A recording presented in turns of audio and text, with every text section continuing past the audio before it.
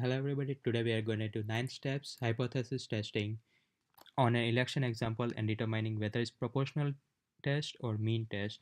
So let's look at the question and see what trying to ask us and get important information that we would need later to test and solve the example.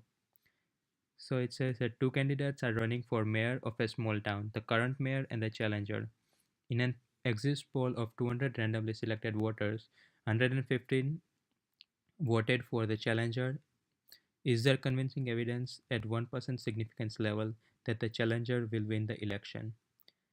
So it's asking us that whether the challenger will win at 115 votes out of 200 randomly selected voters who voted 115 for challenger and another 85 for the current mayor.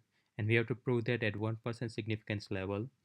So now we have to determine whether it's proportional test or mean test. It would be given in a question if you have to test mean population. If not, then use the proportional test. There is another sign to know when to use mean test is when there will given like number of data sets in the questions and ask you to do this test. So let's get into the question and do the 9 steps hypothesis testing.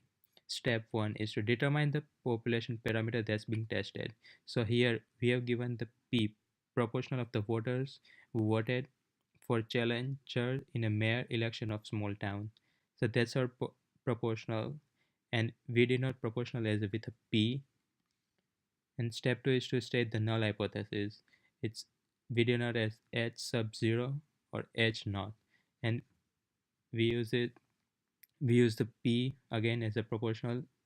So P is equal to 0.575 is the proportional that we calculated by dividing number of success, that's 115 votes, over number of population, that's 200 randomly selected voters. So P is equal to 0.575 also means that the challenger will win the election if he got 115 votes. So it means that there will be no change in anything besides it will win the election by 115 votes. So now step 3, state the alternate hypothesis, which is denoted by H sub A. So it says that P is greater than 0.575, means that the challenger will win the election if he got more than 115 votes. And also there are two more other ways to write the alternate hypothesis is P less than 0.575 or not equal to 0.575. But here we are only testing P greater than 0.575 because we are only asked to test whether challenger need more votes or not. So step 4, select the level of significance, that's alpha, denoted by alpha.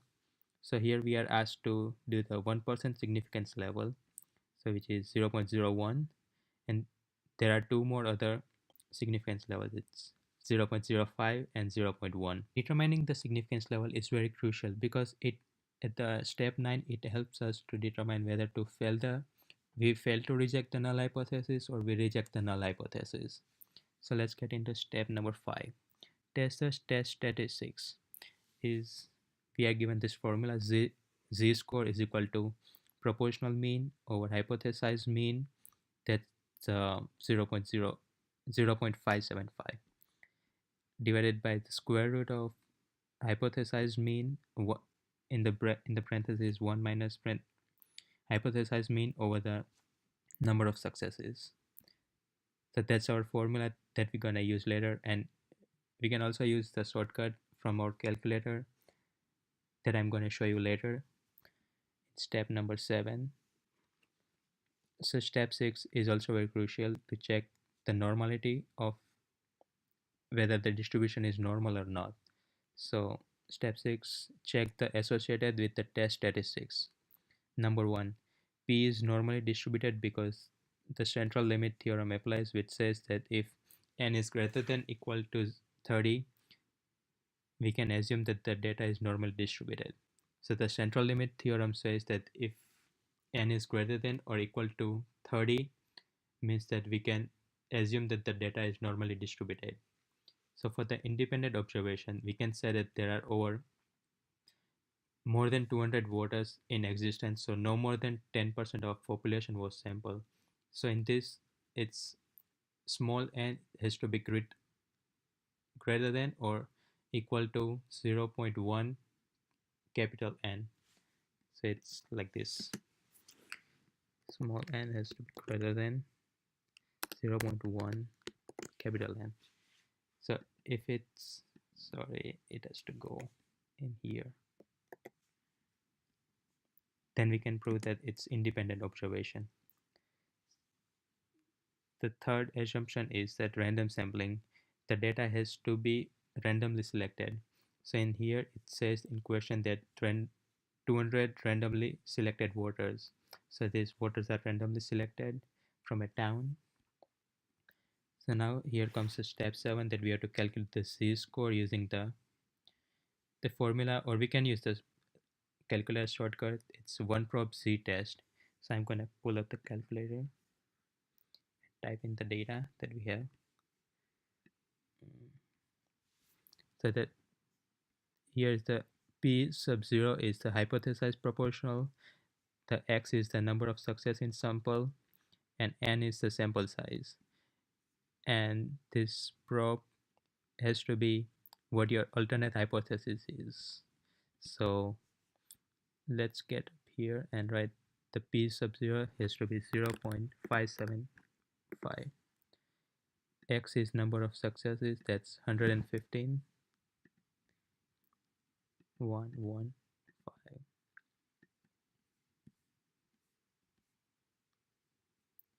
And n is the sample size, that's 200. And the probe has to be greater than this sign, it has to be this sign, it's this one. Hit enter, scroll down and calculate. Let's make sure everything's okay. Yep. It has to be the second one, this one. Hit enter, and here we go, we got the z-score of 0.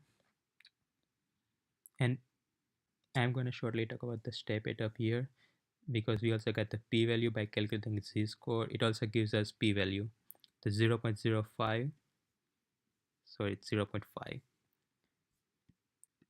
Z-score is 0 and p-value is 0.5.